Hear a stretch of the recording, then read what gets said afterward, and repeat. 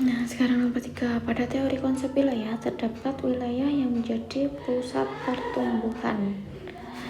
Di sini ada 3 konsep, yakni adalah wilayah itu sendiri, perwilayahan, dan pusat pertumbuhan.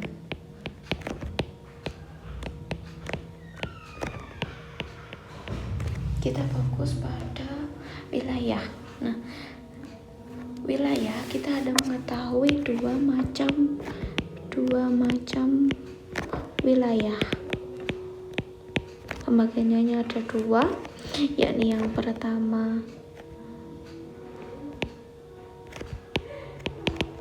wilayah formal, di mana wilayah ini memiliki keseragaman dalam hal bentang budaya atau dalam sosialnya, yakni biasanya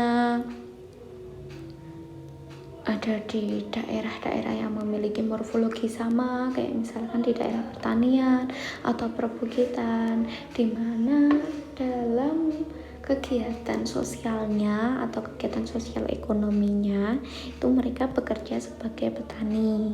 Nah, ciri-cirinya atau karakteristiknya yakni adalah homogen.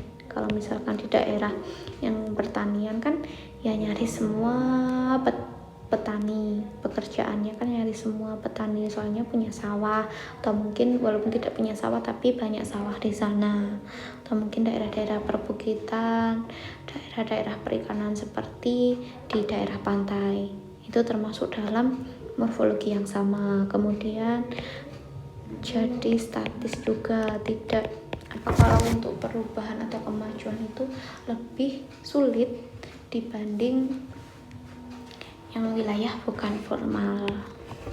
Kemudian ada wilayah fungsional.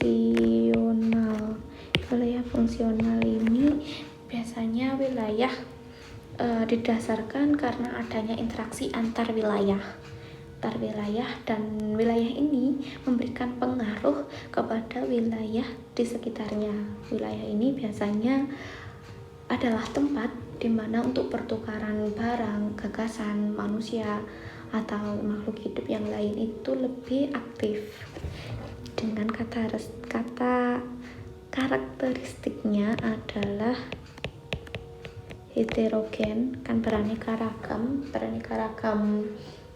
pekerjaan di sana, beraneka ragam morfologinya dataran rendah, cuma dari segi pekerjaan atau segi bentuk secara kasat mata kayak ada perkantoran, terus ada rumah sakit, itu kan artinya dimaksud heterogen adalah itu, dan mereka berjalan secara dinamis, jadi untuk perubahannya itu adalah cepat. Kalau yang wilayah formal tadi kan perubahannya lambat kan, itu. Kemudian untuk pusat pertumbuhan sendiri, karena di sini soalnya adalah pusat pertumbuhan, maka kita menganalisis pusat pertumbuhan.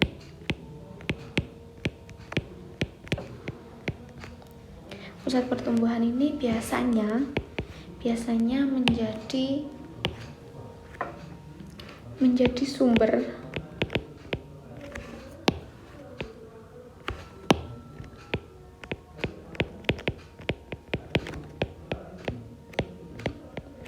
sumber kegiatan, baik kegiatan ekonomi ataupun kegiatan sosial.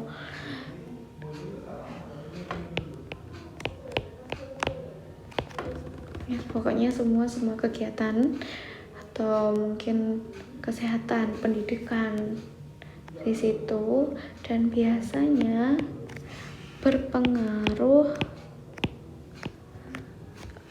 mempengaruhi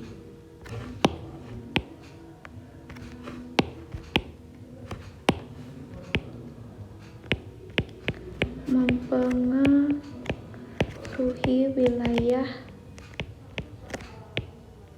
di sekitarnya. sekitarnya. Nah, dari sini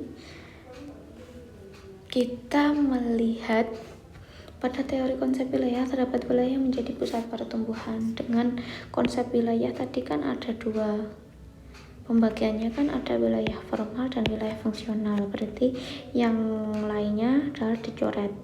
Misalkan ini wilayah ekonomi tidak ada, wilayah regional juga tidak ada, berarti antara 2 dan 4. Pada teori konsep wilayah terdapat wilayah menjadi pusat pertumbuhan. Pusat pertumbuhan di sini berarti menjadi sumber kegiatan ekonomi dan mempengaruhi wilayah di sekitarnya. Apakah sebuah desa itu sebagai pusat pertumbuhan? Tidak, soalnya di desa itu tidak bisa mengelola sendiri sumber daya alamnya, sehingga akan dimobilitaskan ke kota menjadi dan desa menjadi daerah hinterland, sehingga yang menjadi pusat pertumbuhan adalah kota. Kota berperan sebagai pusat pertumbuhan di mana dalam kegiatan ekonominya kota bisa berdiri sendiri walaupun mendapat pasokan dari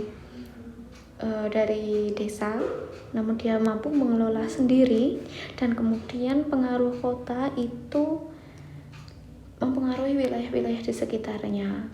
Jadi mempengaruhi desa-desa atau mungkin mempengaruhi kota-kota yang lebih kecil dan bukan sebagai pusat pertumbuhan yang lain. Jadi jawabannya adalah wilayah fungsional atau 4 saja.